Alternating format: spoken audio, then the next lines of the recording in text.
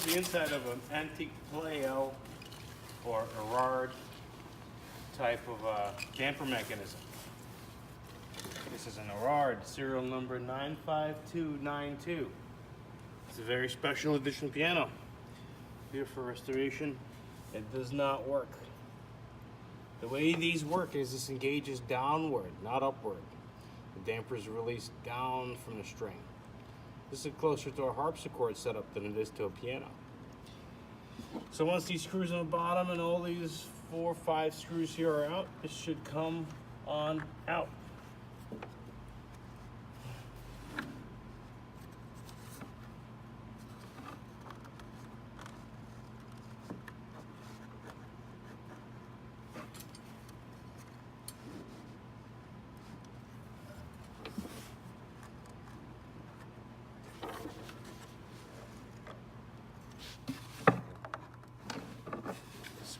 Holding, that's what's keeping us here. It's a little tight.